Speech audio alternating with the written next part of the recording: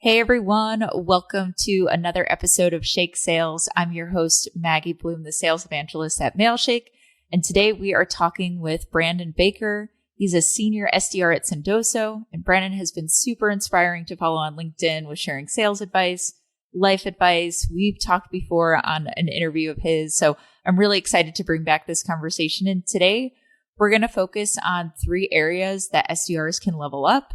And so those 3 areas we'll talk about are cold calling, cold emailing, and LinkedIn. So super excited to dive into this conversation. Brandon, thanks so much for being here. Do you mind giving us a little introduction about yourself?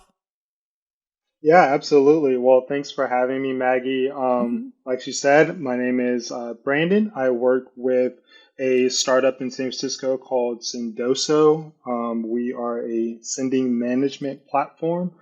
And I also am an advisor for Outplay. That's also a sales enablement platform.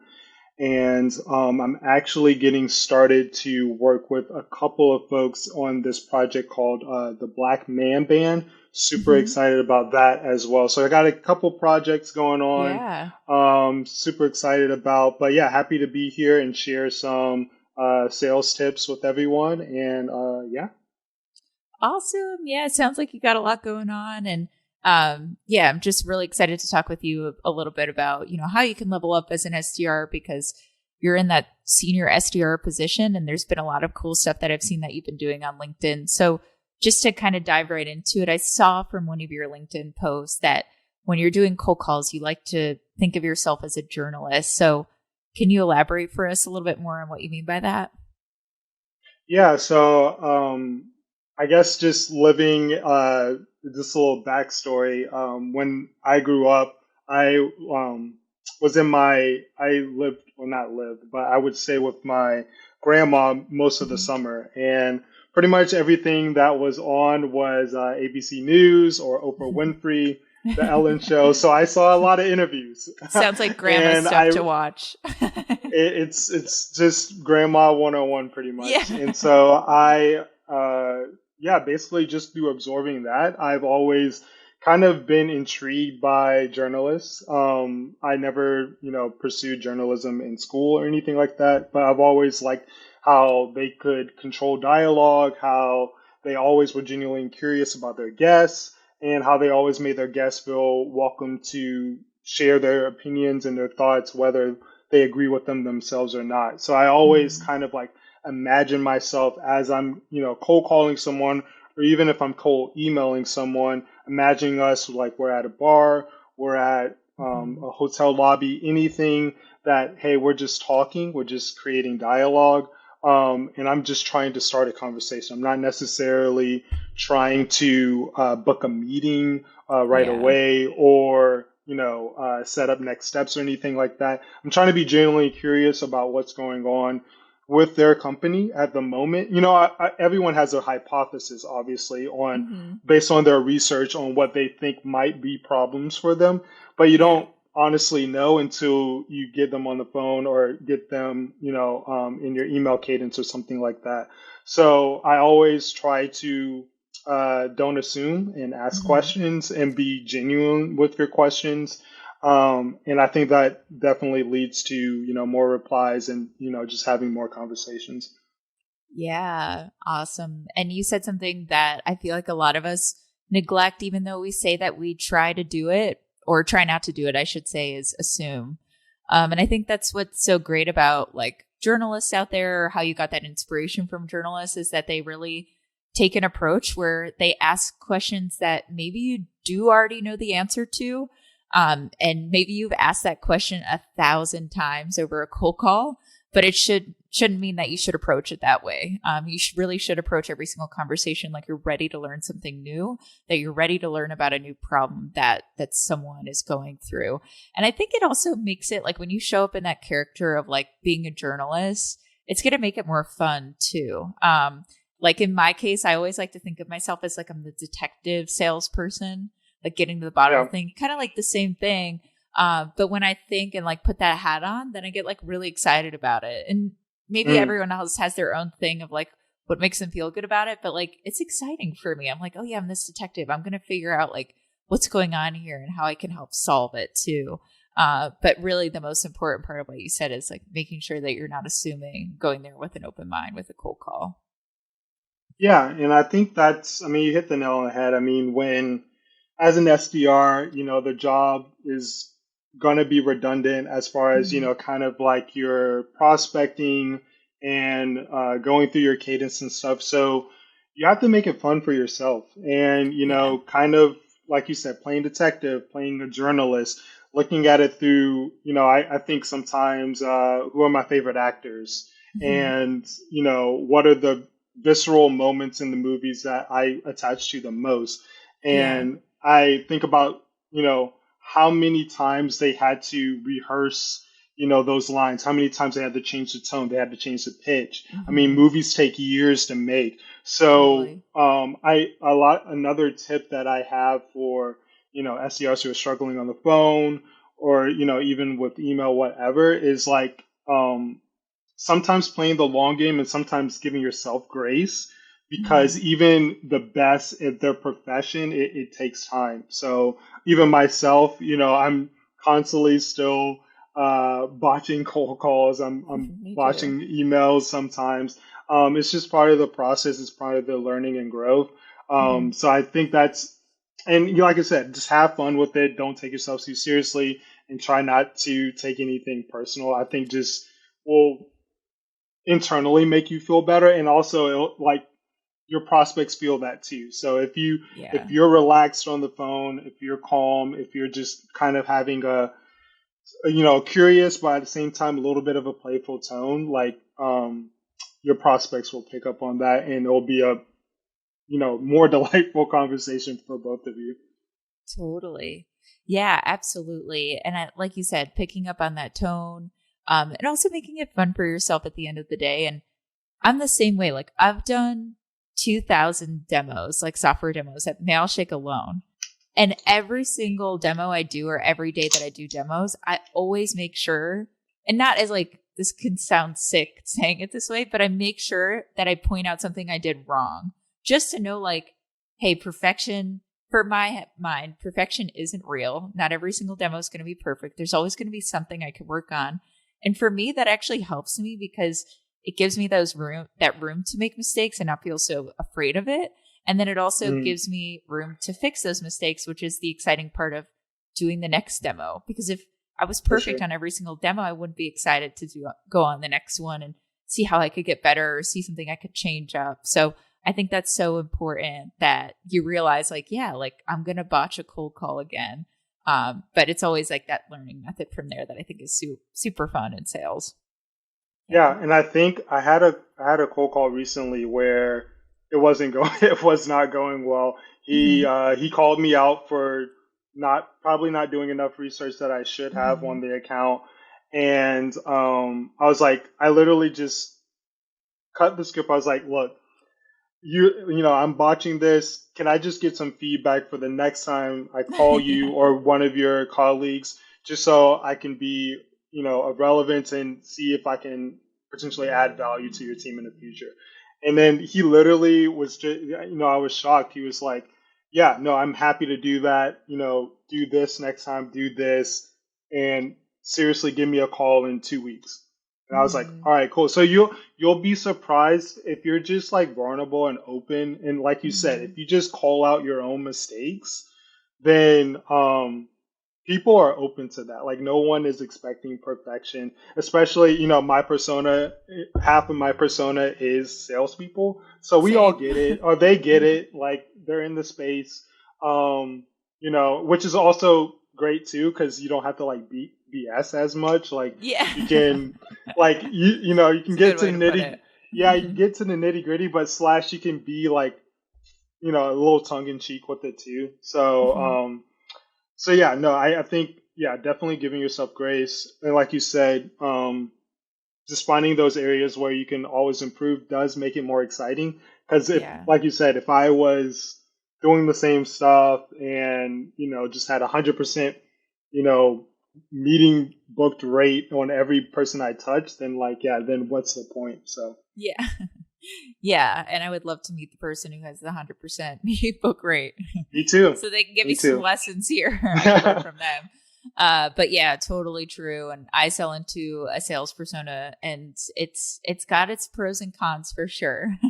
Either people give Yeah. you some unsolicited feedback where you're like, didn't really need to hear Yeah. that right now, or it is really Yeah. great feedback, and I'm lucky to be in it, and it's fun to have that camaraderie too. But cool. So we talked a little bit about cold calling, and I know we're going to talk Mhm. about cold email and LinkedIn next. So I've seen some really great screenshots of cold emails that you've sent, and using this method that you call the triplet, I think it's called, where you Mhm. use an expected trait, and then an unexpected trait. So can you break that down for us and tell us why it works for you? Yeah, it's actually really funny. I literally did it today. It was reconnect coffee plus newborn. So this hmm prospect that I had, it was a dead opportunity. hmm Was trying to wake that dead opportunity, and then I also saw on his LinkedIn that he just had a newborn a few months ago. Oh. So what did I say? Yeah, reconnect coffee plus newborn, because he also mentioned in the post that he had a lot of coffee because obviously a lot of sleepless nights with the newborn. So I put all those together. Yeah, the expected trait, well, I guess someone expected is something about, reconnecting. And hmm then coffee, maybe, reconnecting and coffee, maybe those two are expected. But then hmm newborn, it's like, wait, who is this? Like, how do they know, like, I Yeah. just had a newborn? So I think it got open, it got a reply, just like just like we want in the sales space. So I hmm think I've seen a lot of success with that as my subject lines, um, because I think it's just I think it's I actually saw this from Josh Braun in Awesome. just how comedians do the same thing. They kind of hit you with two expected things and then an unexpected thing.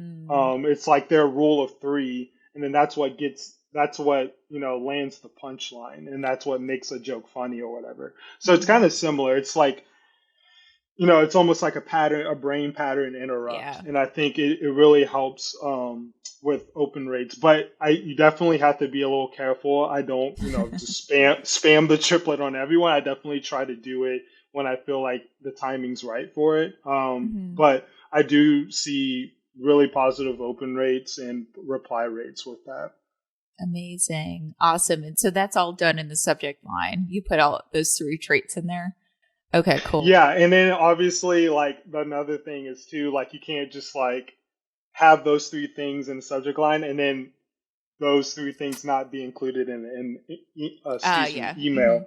So yeah, make sure, because then you'll lose credibility really fast if like you're just hmm like, yeah, newborn. It's like I don't have Yeah. kids, so it's like yeah. So definitely make sure that it's not just like a gotcha. It's like you know done with well intention, and Mhm. it's tied into the actual email. Yeah. Yeah, totally. And I think you do something really well, Brandon, from the last two things that you told me is about cold email and cold calling is you're good at pattern interrupts and, just like being comfortable doing them. And that's not always an Mm, easy thing to do as an SDR because I think it sometimes can be hard to be vulnerable. We feel like, we can't make mistakes and things like that. But even like you said, you had cold call someone and maybe you didn't do enough research and they notice. And what you told them was like, okay, can you give me some feedback? And that's not always an easy thing to do because we're so trained and wired to be like, okay, well, like, should I ask them for time now? Or, you know what I mean? And yeah. then the same thing with this unexpected trait. So, what do you like? Where do you feel like you got the confidence to, have those pattern interrupts? Or like, where does that come from when you're in those situations? I think it's just understanding, like, kind of being empathetic of the buyer and the buyer's hmm perspective, and then also understanding buyer psychology. So understanding, why, even like from a B2C perspective, it's like, why do we buy, you know, Coke instead of Pepsi, or why do Yeah. we, why does everyone have an iPhone? Like, it's like those kind of things, and understanding the why behind what's piquing someone's interest as far hmm as like looking into something or doing something. So I think now that I've been in this space for a year, it's kind of like you understand the commonalities of SDR outreach, and you Mm-hmm. understand the commonalities of like how the buyers or the prospects feel about that type of outreach. So it's Yeah. like you're probably better off trying something else, but it's not it's obviously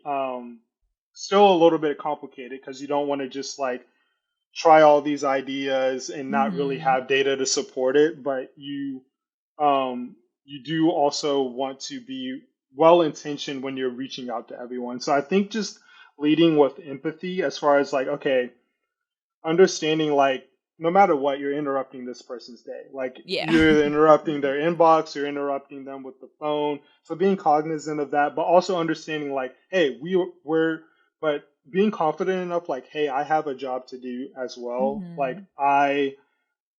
And I'm actually calling or I'm emailing for a purpose. Mm-hmm. And being confident with that too, because it's like, hey, look, I'm busy too. I have like, X amount of accounts I'm reaching out to and stuff. So being Yeah. cognizant of your own time and that person's time, I think is the best way to approach it because I think what a lot of SDRs they fall into the mistake of being in a very apologetic tonality, like, oh, Totally. sorry, I'm interrupting you, or sorry, I'm like in your email. Hope this finds you well. You know what I mean? And it's just Mm-hmm. like, no, you have to be confident of like, hey, I understand the insights of this persona. I know the trends. Yeah. I know what our customers are saying, how this helped them. And I'm now asking you based on what I found, like, is this something that might potentially help your team in the future? And you just have to be confident in that. You have to Mm-hmm. be, well, part of that is being confident in the product that you sell. So, Yeah.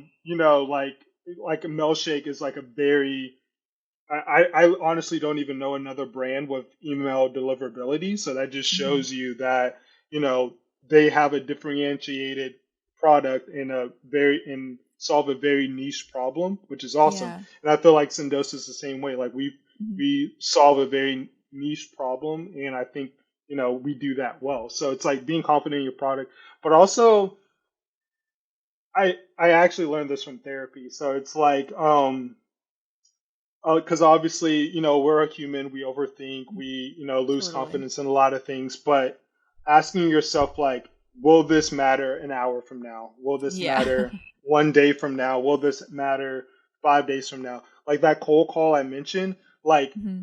normally, like, yeah, early in my SDR career, it would have ruined my whole day. But Mm-hmm. now understanding like that prospect, it has left his mind. Like Yeah.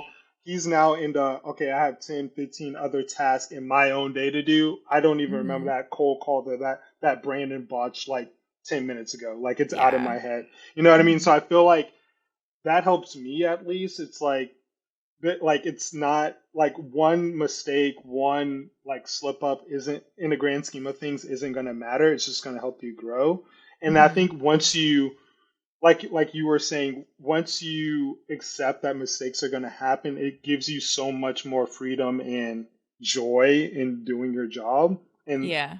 puts the pressure off of it. So yeah, I think in my cold calls, I think I try to act like if I'm talking to my friends, honestly. Like, I Mm-hmm. mean, obviously it's a stranger, but um, I would think like, hey, what if I'm one on one with a friend right now? Like, would I crack a joke here? Yeah. Would I be vulnerable and real right here? And then I try to just emulate that with the prospects that I talk to. So maybe that would help SDRs too as well. Just trying to imagine like, hey, you're talking to one of your friends or you're talking to a Mm-hmm. coworker or whatever, and just just try to be your normal self because like no one wants to sound Yeah. robotic and no one wants to hear someone that sounds robotic or sounds like they're using you know just like a word for word script.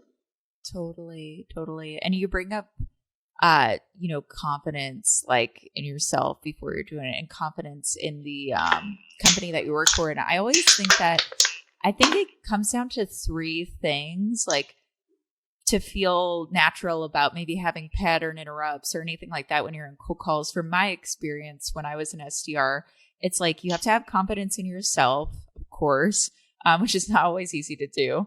But then you have to have confidence in the company that you work for as well. So you really have to, I almost say like you have to love what you're selling. And like, lucky for me, I really do love selling Mailshake. Like, I think, the people I talk to can benefit from it. And that's my third point is you have to be confident that person you're talking to could actually benefit from your company too. Right.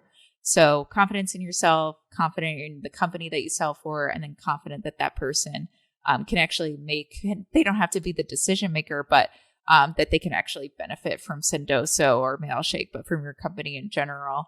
And I think it makes those conversations a lot smoother. And yeah, it just makes you feel better all around going into it, where you could have some flexibility for like putting your own personality in there or having some creativity or anything like that before going into it. So I really like that you mentioned all those things. Yeah, absolutely. But sweet. So yeah, we talked about cold calling, we talked about cold emailing, a couple methods that you have there. But one thing that I love is that you're posting on LinkedIn as an SDR. And it was actually something I didn't really do as an SDR. I feel like it's something that's a little bit intimidating for some SDRs out there. But my question to you is, why did you start posting on LinkedIn? And why do you think every other SDR should start posting on LinkedIn? Yeah, so I think originally one of my coworkers, Giano, I reached out to him because I saw that he was having some success posting. I really liked some of his content. I think it was pretty versatile as far as, some was funny, some was, informative, some was a little mix of both. So just wanted to, kind of get a sense of what he was saying or what he thought about posting on LinkedIn. And Yeah. I mean, kind of similar to what I see a lot on today is just people saying just start, Yeah. just do it. Because obviously, in light of what is going on in probably the past month, just with a lot of layoffs and kind of the tech industry being shaken up a bit, like the time is now. And I think also it just highlights that.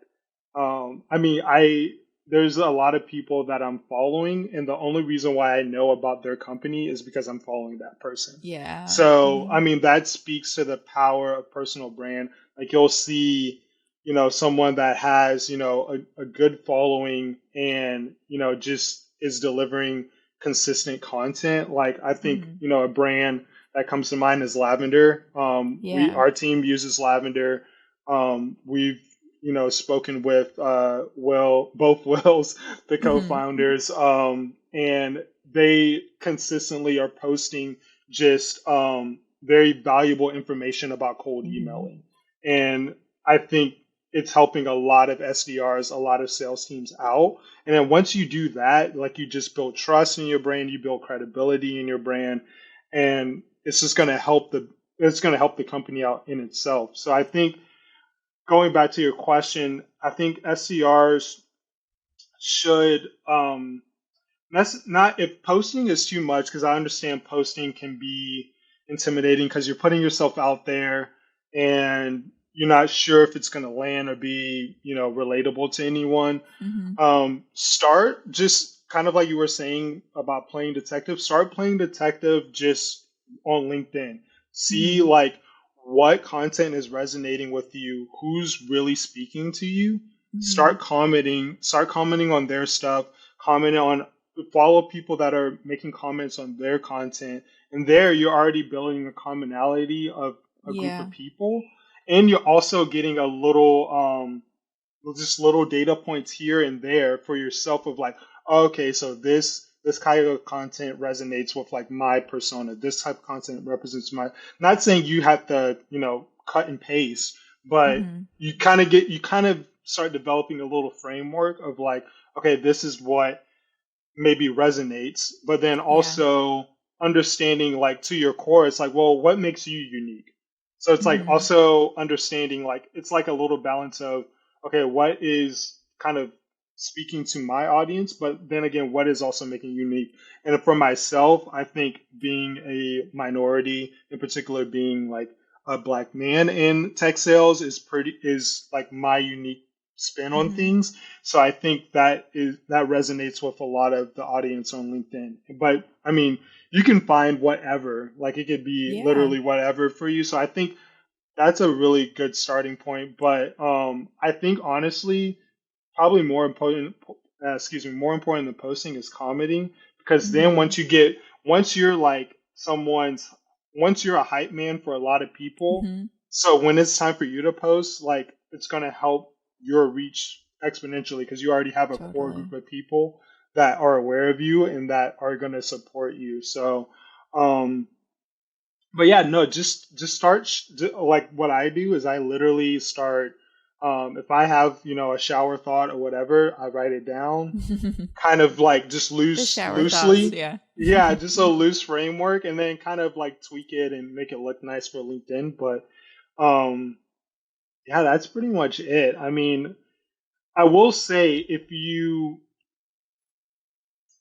don't like writing, just think about like having a monologue, just talking to yourself. Because at first I was Yeah. like, man, I've never been like a real writer, but I Same. do have a lot of like just reflection that I do. Mm-hmm. And so when you really put it in those terms, I think it can help you like start posting more content. Absolutely. Yeah. And I think you're right. I think a lot of us, are told by people out there, just like get started Hmm. posting, which is the way I got started. And I don't think it's a bad way to get started, but like some people are intimidated. Or if you take the time to just start commenting on people's things, kind of like building in secret, Hmm. not that it's secret, but then you kind of learn like, okay, this is what this person talks about. This is what that person talks about. This is where I could stand out. It's like you're doing a lot of that research before, where you can have a really strategic LinkedIn setup, just like you said, that you have your strategic, brand and voice that you want to portray, which is awesome. Because I think that's a mistake I totally made in the beginning is I just started posting about random stuff that didn't really correlate with anything. And it's taken me a while to get where I want to be at, but it's okay. I mean, I'm learning through it. And I don't think it's like a bad way. I don't think I made a mistake, but if I did go back, I would want to do it that way just so I could get like some insight. I could start cheering other people on and kind of figure out like, okay, where's some information that LinkedIn is lacking, or what are some questions that I'm not getting answered from these people's profiles that could also relate to what I do on a daily basis. So I think, yeah, that's awesome. And to your point about shower thoughts, I literally, after I get out of the shower, I will text one of my friends and everything I thought about, because it's always like the best thoughts. I have no idea why, but I get like my most productive thinking done then. And then I have to like tell someone right away. I don't know if they care or not. Yeah, I think that there's probably something to it because it's like it's basically meditation because like you Hmm. can't I mean you're not there's no distractions, but it's Totally. also not as scary as probably I mean I meditate, but it's probably Hmm. not as scary as just like sitting in a room and just breathing. Like Yeah. you have white noise of the water and stuff, so it's kind of Hmm. like you're in a natural relaxed state, so your mind can just wander and you just start connecting these ideas. Because yeah, no, I agree. I definitely get some of my best ideas either 11 o'clock at night or in the shower. So Where you hope there's a notepad or like a voice memo nearby so you can write them down. um, exactly. yeah, but awesome. Well, thank you so much for going through, how you get success with cold calls, cold email, and then Mm. your journey with LinkedIn as well. But just to wrap up this conversation, Brandon, where can people learn more about you, or yeah, follow you? Yeah, yeah, you can add me on LinkedIn. I definitely post a lot of tips on SDRs or SDR tips, cold email, cold call. I also do a lot of storytelling just on personal experiences, just sharing my stories as well. So if you're, just interested in hearing stories, you can follow along. Um, yeah, I think that's probably the main platform I use now. So Awesome. Yeah, definitely follow Brandon on LinkedIn. We've been connected for a while and he is awesome at storytelling, gives some great tips out there. And you can learn more, just like we learned today, from some methods that he uses. So, Brandon, thank you so, so much for being on here today and shedding that light on you being an SDR and how you can level up. Yeah, and thank you again. And yeah, no, it was a pleasure being here and just sharing some tips for SDRs because I definitely understand, people who are getting into tech sales, how scary it can be. Like, I wish Mhm. someone would have told me a lot of things that I didn't understand. I kind of just had to learn on the fly. So if I can make that transition a little bit easier, I hope I did that a little bit today. Totally. Absolutely. Absolutely. We totally appreciate you for it too, Brandon. But yeah, thanks so much for being on here. And thank you everyone for listening to another episode of Shake Sales. We'll catch you next time. Bye.